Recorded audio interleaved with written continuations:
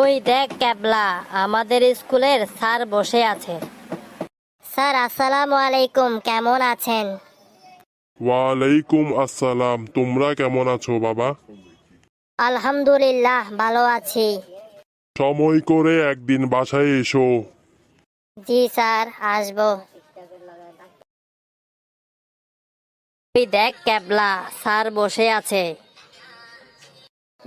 দেখছি। চল স্যারকে না দেখার ভান করে চলে যাই। কেন স্যারের সাথে কথা বলবি না?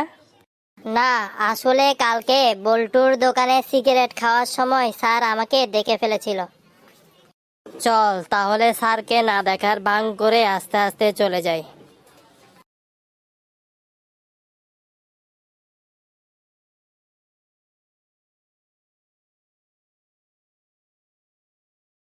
বর্তমান সমাজের কি